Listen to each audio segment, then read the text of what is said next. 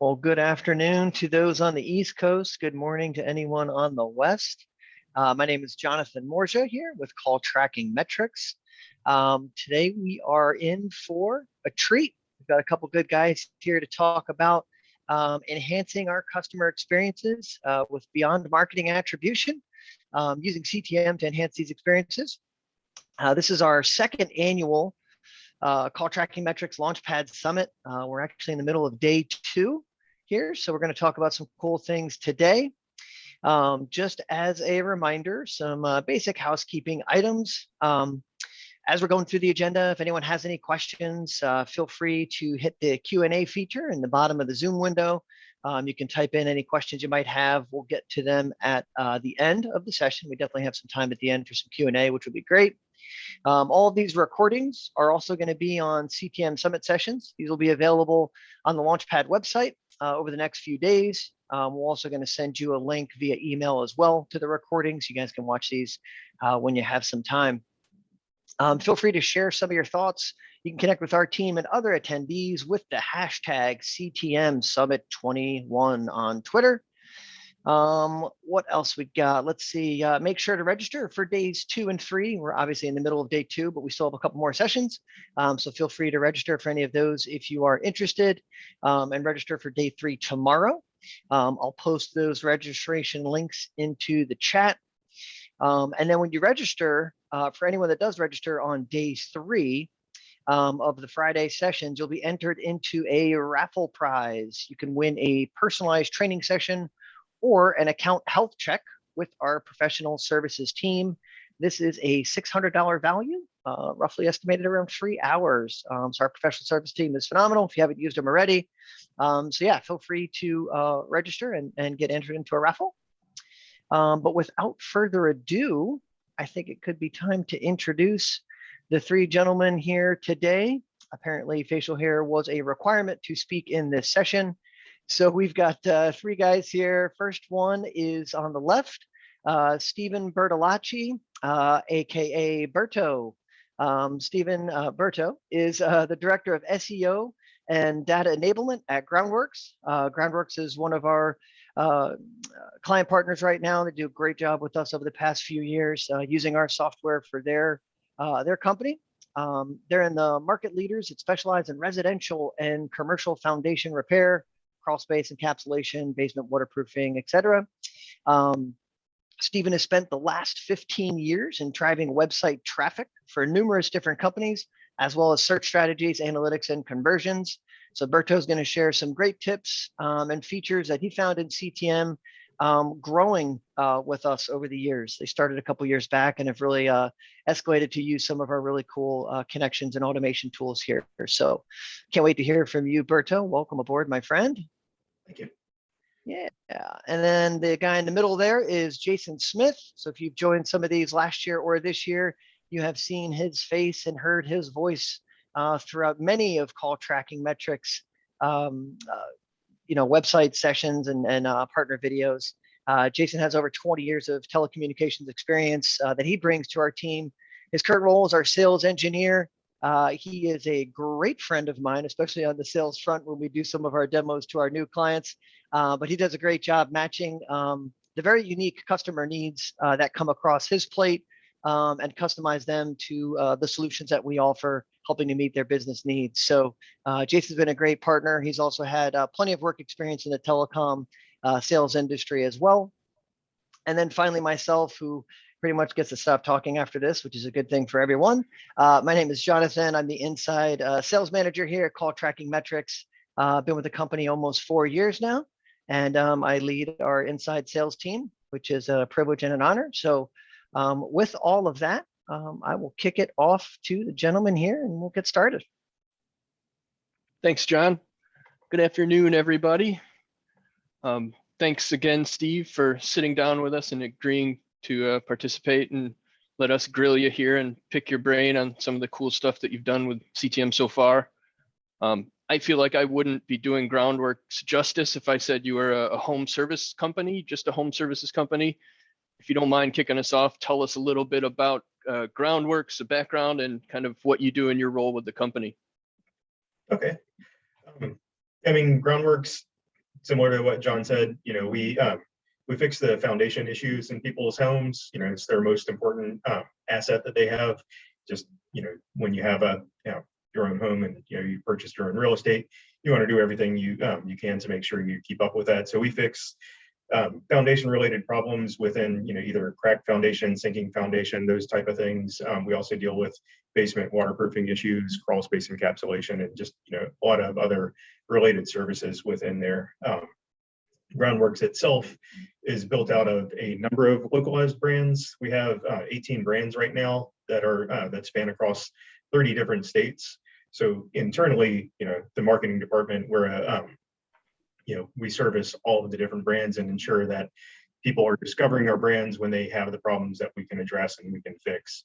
And as part of that, dealing with all the data aspects of call tracking and a lot of the other analytics is where I kind of fall into the piece of the pie of our marketing department. Phone calls are probably especially important when water's flooding into your basement. No one wants to have a bad phone call experience at that point. Yeah, when it rains a lot, we get a whole lot more calls. I bet. So you've been with CTM for 2 years now, and you quickly became one of our power users.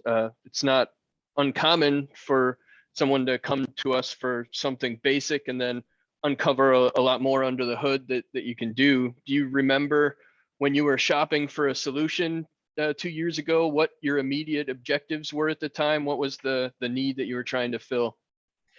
Yeah, when I first came on board, we had a lot of data sources that were just not connected. Not all of our brands had analytics running on them. And then what we were doing is purely looking at the CRM system for just where the leads are. And it just wasn't a good manner of tracking down different ad campaigns and different attribution sources of where the leads come from, how they interact on the website, how they interact with offsite sources. So we quickly wanted to try to patch that up. So, excuse me. We wanted to make sure that from a data integration standpoint, we were getting end-to-end set of information, so that way we could have all the analytics, all the Google Analytics segments properly funneled through to the CRM system. We want to make sure that we're using what CTM has as far as the pools of numbers to be able to better get a higher degree of accuracy with each of those channels, making sure that people were delivered the dynamic numbers and that we weren't crossing sources and letting the session matching is accurate. Yeah, definitely. And then the end goal of what we're trying to do is more just the insight into the marketing channels return, where we do spend money on different off-site physical locations, whether it's billboards, magazine ads, newspaper ads. We want to make sure that wherever we are advertising has a solid return on that. So we want to see it not just for a lead gen perspective on the website, but how does all of that end up in terms of targeting people who have problems and being able to address those problems. So we want to see it on through to the sale end of things. And then as far as one of the other primary objectives is just growth potential. We are still a growing business, even though we have 18 brands in 30 states. We are still working on covering the United States, and we want to be able to grow over the next few years. So making sure that we have a solution that fits not just the need of what it was 2 years ago, or not just today, but where we're going to be in 5 to 10 years. Nice. And you said it's what, 18 brands now under the umbrella? Yeah, 18 right now. Right. So a little bit of data going on. Yeah. Which is lots of fun to keep up with. I'm sure. Migrating software platforms is never easy. You want to talk about any lessons that you learned from the CTM migration? How did we do? Anything we could have done differently for you? Sure. The way we started out in December 2019 is we wanted to test different platforms, and we were using a couple other platforms at the time. They had essentially hit walls of what all they could do, and we knew we needed to just move off of them. So when we were doing some of the shopping, we were testing that out on one of our smaller brands, which we started in December. And then we had made up our minds, started rolling that out to all the digital presences for each of our brands. At the time, it was only about, I believe, 11 brands in March of 2020. But we quickly rolled that out, set up all the new newly provisioned phone numbers for what we had on the websites, and started utilizing that while we were working on the number porting plan for all the offsite phone lead tracking. And that's where, we were wrapping that up around May. That was definitely, CTM was a big help on getting that whole process in order. Just, dealing with so many numbers and so many different systems, it can be a huge undertaking. And Do you also, remember how many numbers you guys brought over as part of that in the offline kind of pool there? I wanted to say we started off with around 300 to 500 of what we were porting in.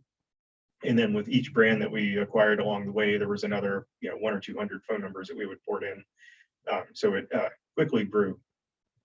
I want to say where we are today is around 3,000 numbers altogether. So it's definitely a lot larger. But the porting the numbers, it's one of those undertakings where I'm always kind of a fish out of water there. So I was leaning pretty heavily on the CTM team to help us through that process. Yeah, it's always scary. Yeah, having those up in the air. Let's throw them up in the air and hope they land on the other side. it's nice once you get the ports finally complete notification there. That way you can be like, yeah, I'm done. Sigh. But yeah, soon after that, sorry, the form reactor is where we were going with working on integrating more of the other lead types on the websites, and then eventually the chat integration and tying all that data back together to our internal CRM system, which sounds like the easiest part. In hindsight.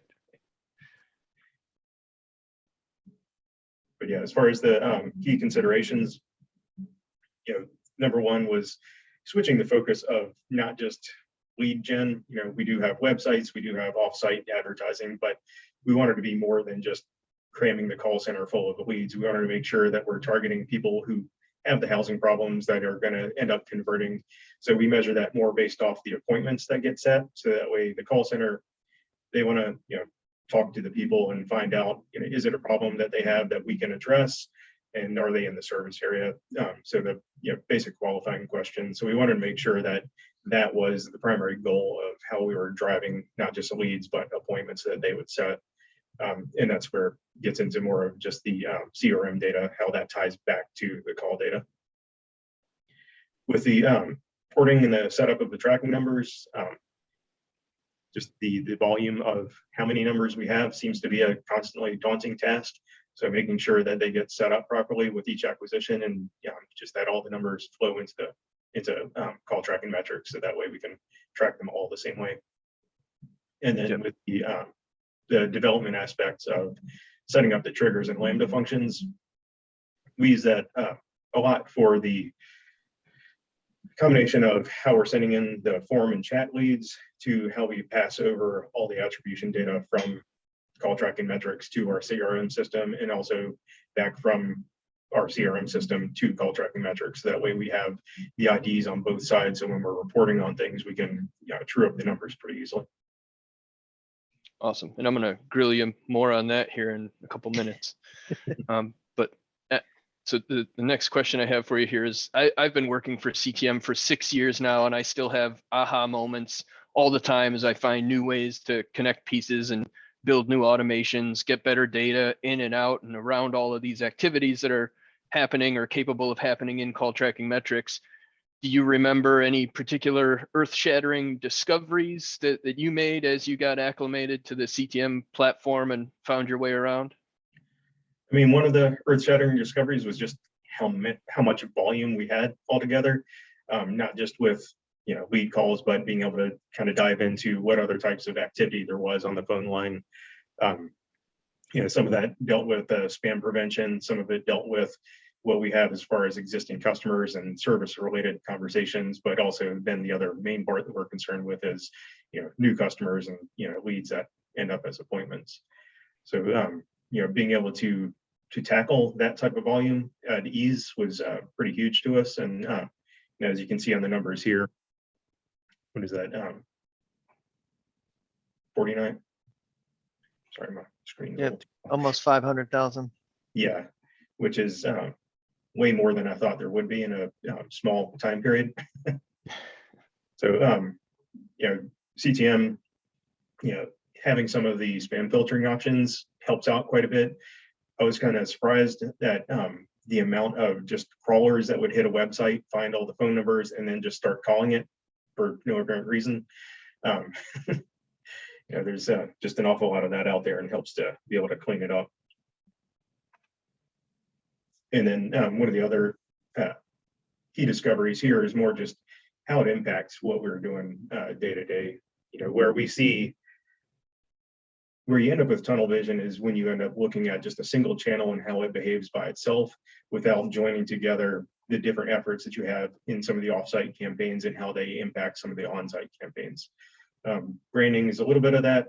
You know, actually, I should say branding is probably a large part of that, but also just some of the other aspects of what Google does within its kind of ecosystem helps us get a better picture when we're looking at it, the multiple channels together.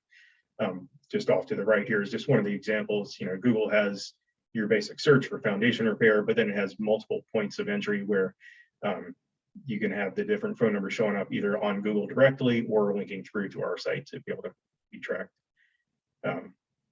But being able to tie those together as a single, more marketing effort was pretty huge in the way we were trying to drill things down. Gotcha. It's broadening, getting outside of that tunnel view. Yeah, definitely. Look at the whole journey.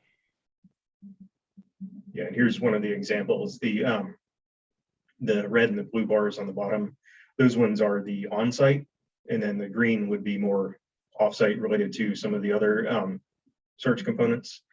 And what we were seeing there is some of the changes that we were doing to try to impact the on-site leads was actually impacting more of the off-site, but the net total was, you know, far greater than what we had before. And this was yeah, a single brand, and just echoing some of the projects and how effective they could be. Awesome.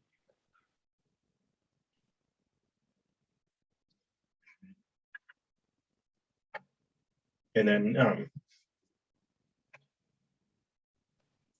think that's, we masked the sources. I think that was the chats and calls, probably. yes, yeah, I'm trying to make my screen bigger too. I keep showing the numbers really tiny. Yeah, I mean, just seeing again, this more reflects some of the times that we operate. The weekends are where the chats drop off, just because we don't have people answering them. But being able to see just how do the call center, the appointment agents, how does their time impact some of the lead flow, and just ensuring that you know, we're taking that into account, because, you know, going back to what I was stating earlier, we want the appointments to be set, which means that they have to go through the people in the appointment center. So we want to be cognizant of when we're driving the leads, where they end up. You know, if it happens at a time where we don't have the full staff in the call center, then it does not bode well in terms of wasted effort, right? So you know, being able to track that and, you know, analyze the numbers and be able to react to it pretty quickly is pretty large in our space. Awesome. And then this is kind of related, but can you talk about how you use Facebook Messenger with CTM? Are you finding a lot of success with this call to action? I mean, Facebook for us is kind of a mixed bag, but what we did was, after we established ourselves with the chat functionality and the chat team and being able to keep that at a pretty level pace, we integrated the Facebook Messenger into those.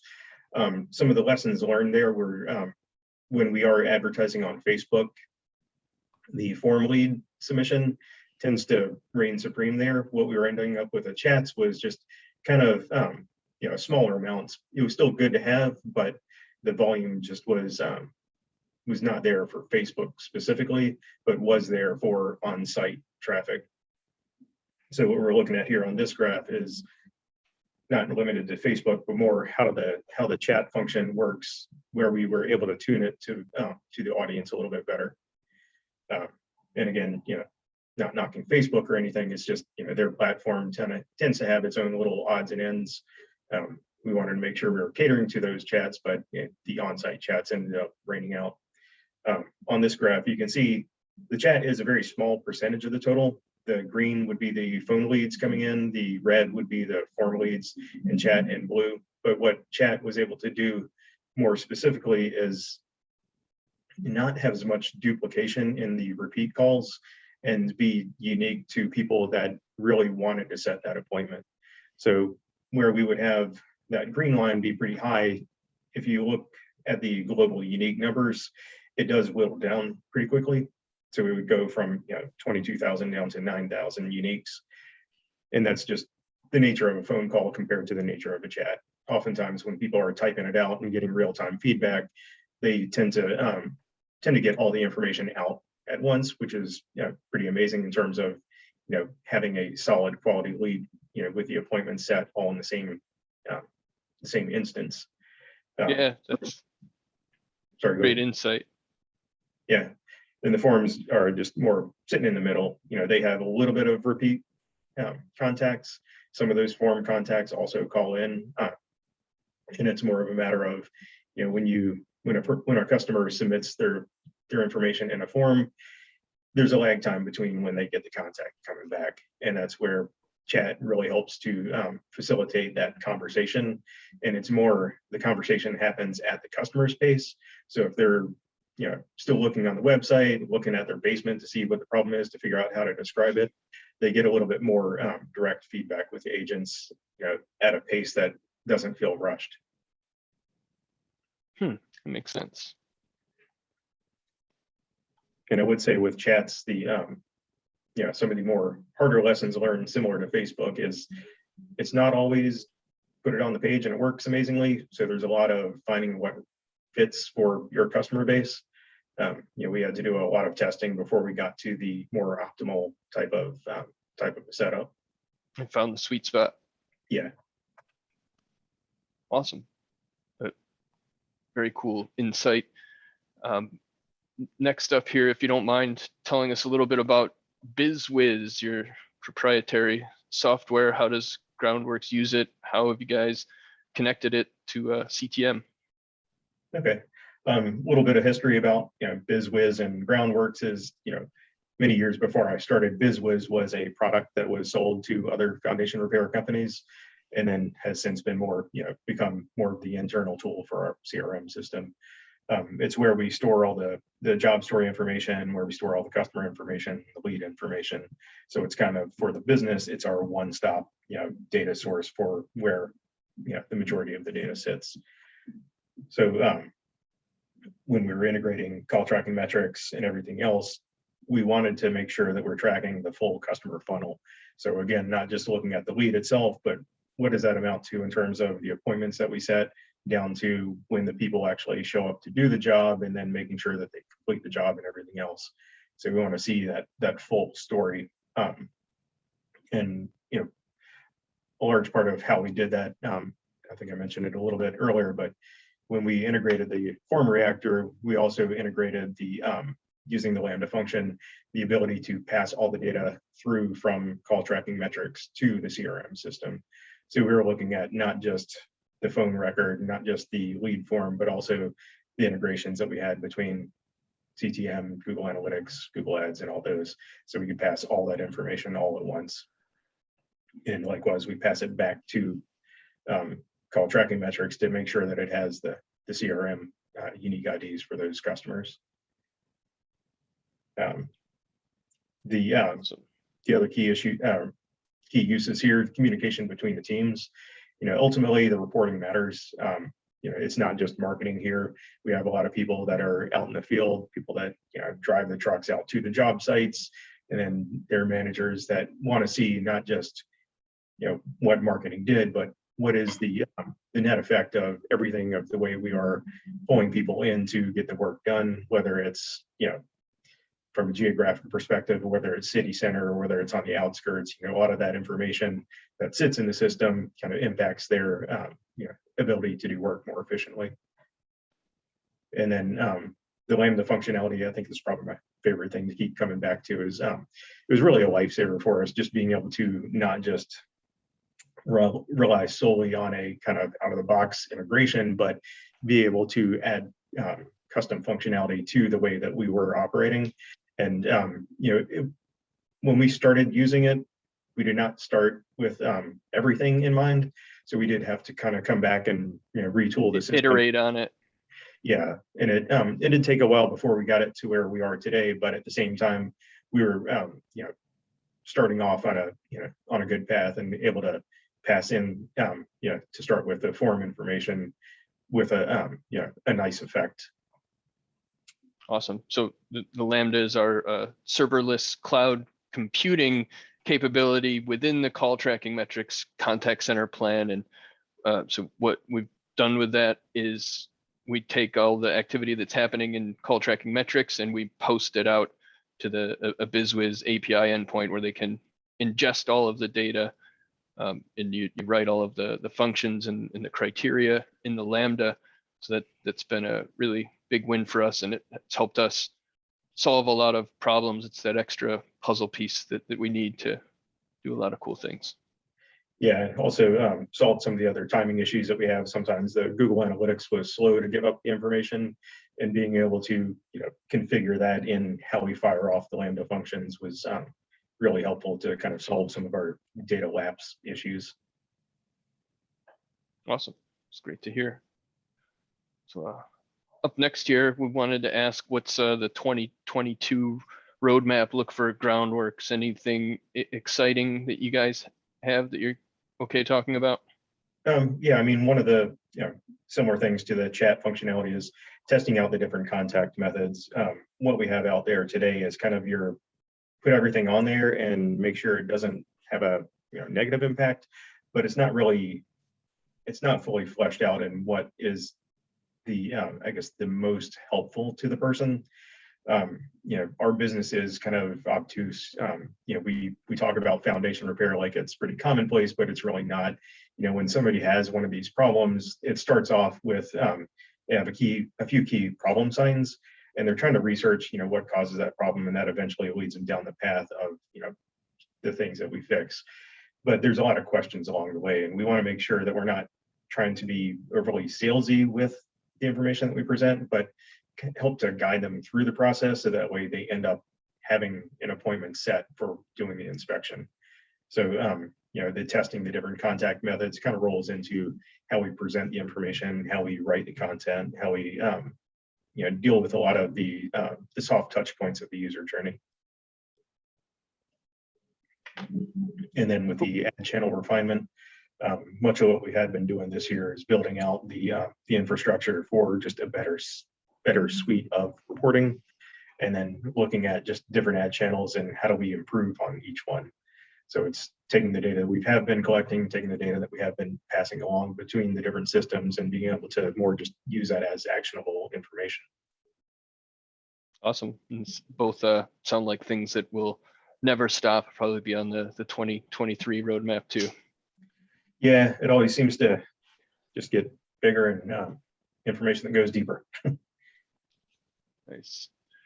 So I think we kind of already touched on this one, but if you had to pick just one, what's your favorite feature in CTM?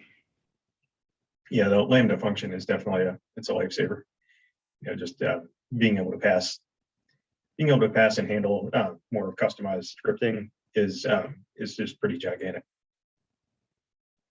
And then the second part there, second favorite, would be those custom data points. Just to have that information in both systems is also, I would say, helps out most in terms of how we handle a lot of the quality assurance. Just when you have APIs talking to each other, things happen. You get errors here and there. You want to be able to drill down and see which ones did not fire, which ones got the information, or which ones dropped some of it based off some other just oddball issue. So that the custom data points was pretty huge in that regard. Awesome. Good stuff. And then a couple other just round off questions here. Wish list feature. If you had your druthers, what should we pick next? What would you point our developers at? I mean, developers specifically, or product Yeah. team in general. Well, I mean, more the first one is more for our development team internally. You know, we've got a good team internally, but you know, mistakes happen. Ideally, if there was just better dev resources, it would be pretty helpful to us. Just because, you know, the more people you get, the more often you can break something. And we tend to, you know, though we've advanced quite a bit, we still break things pretty often. So developer sandboxes and the ability to run QA prior to going live would be pretty helpful for us. Mostly with the Lambda functionality, but also sometimes sometimes we miss the basic configuration of numbers, and being able to test that out in advance. Untangle it, yeah, it's a challenge. Yeah, it only takes that one digit off for some of the Google Analytics property ID. It's broken down the line. Yeah, it's like, why aren't any of these firing? Yeah, it's just one number. And then the other one here, and any other secret weapons in your tech stack that you can share with us besides CTM, of course? The Google Cloud Platform, just between Data Studio and BigQuery, has been pretty helpful for us. CTM does have a direct data connector into Data Studio, but we also push the data into what we're doing on the cloud platform, and that helps us to marry up that data between other types of data sets. And it's harder to get into some of the specifics there, just because it kind of quickly gets mired down in too much detail. Yeah, that's but like you're getting it to your specific source of truth in those data warehouses, I guess. Right. Cool. Well, again, I thank you very much for sitting down with us. Did you have anything else that you wanted to add? I mean, yeah, the slide here, being able to work with a team and having some additional support added on has been a huge help. You know, when everybody's systems changes over time, and having the CTM team just work with us of what our needs are and how to kind of meet in the middle with some of that functionality has been really helpful. One of the examples of that is early on, where you integrated with A/B Tasty for some of the A/B testing platform, passing the information. That was pretty helpful for that effort. It's just been really good to work with you guys in terms of not just being a kind of service bureau that doesn't listen to anything, but you guys are really honestly good to work with. Awesome. Thanks, man. I appreciate you saying that. And it's definitely a build it culture, and it's a great place to work, especially on the sales team because of it, because we can, listen to customers' needs, and a lot of times adopt and help you achieve those goals, overcome those objectives. Yeah. Thank you. Thanks, everybody. Yeah, thank you guys. I found it amazing working with Steve. So when you guys originally came through, and I was your account executive two years ago, and helped bring you on board, and start the ball rolling with you guys, and to see where you guys have come over the last 2 years, and working with you over many different phone calls and many different projects and iterations, and Fire drills. That's right. That's right. Yeah, it's great to have a partner to work with on your end too. So we appreciate your guys' team to work with. It's definitely been one great journey. As we're finishing up here, if anyone has any questions, obviously feel free to put some questions in the chat box here. We'll see and take a look and see if there's anything. But I had one question for you though, as well, Steve, as we're waiting for any others to roll in. You mentioned obviously, Lambda functions about 417 times. And we talked about how, working with our team. So over the years that you did work with us, there were times where we had to get, our developers and our professional services team working with you. How, if you could summarize for, maybe someone that is maybe new to a software company and pairing up and getting our team to help build for you, how was that process for you getting our team to basically build stuff and using our professional services to help kind of create the vision that you guys had?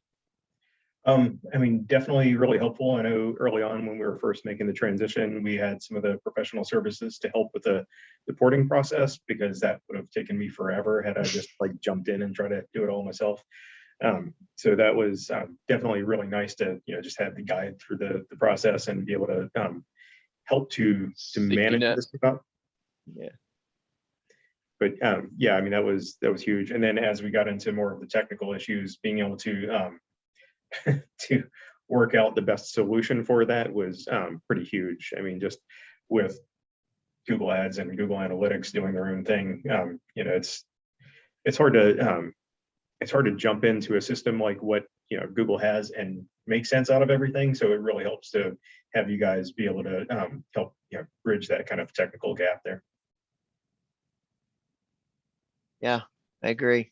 I'm glad we have people that can do it on our team, because I know you don't want to put me in charge of something like that. So I appreciate that we have those team members to do the connecting of the dots there. So Yeah, and it's not just me here either. So I've got our development team and the other That's people right. who deal with a lot of the configuration. So that's right.